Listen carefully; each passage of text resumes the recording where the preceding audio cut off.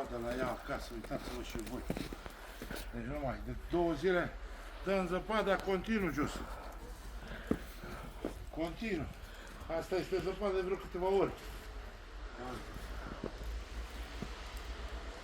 Să înțelegeți cam ce înseamnă viața la casă. Dar numai ne invidiați pe noi ăștia care stăm la casă. Ia uite-ți. Cea mai frumoasă viață. Să dăm zăpadă pe mașini. Ia uite, pe acoperiș și tati, filmează. Ia uite tuile cum sunt lăsate, tot scuturarea îmi da. Are zăpadă o jumătate de metru.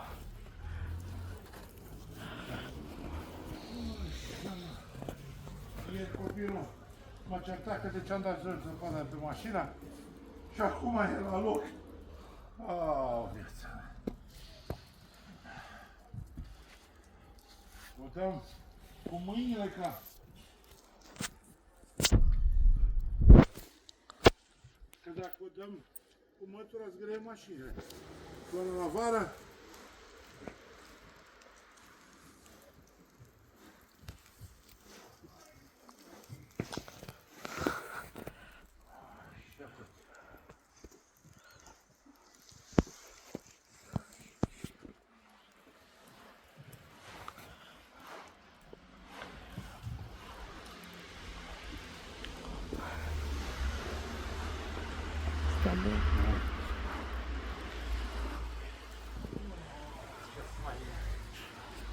ce frumos este.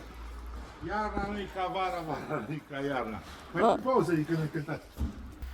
Uitați-vă aici. Și pe acoperișe. Și pe jos. E bun, e total. Eram supărat că nu mai era zăpadă și nu mai aveam de unde spa bulgari. Și azi... Așa. Ia, te duci? Da.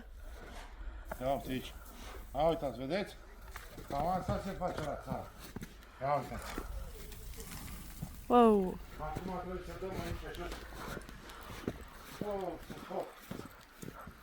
Așa. Ia uitați. Așa, mă, fraților. Așa. Așa.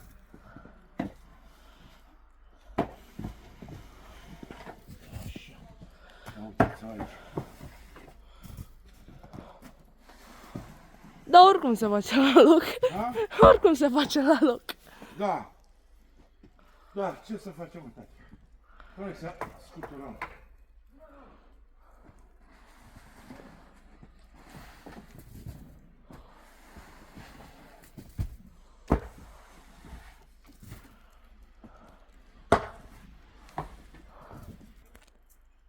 Pisoi? Pisoi sunt în deală. Olguță?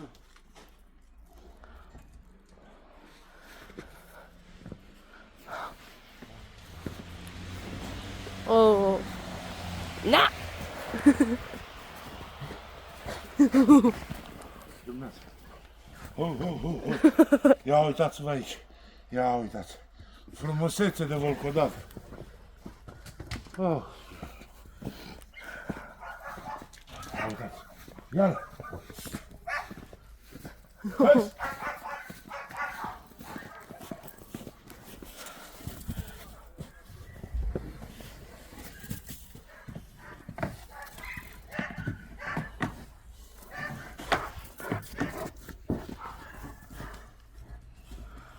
Wow.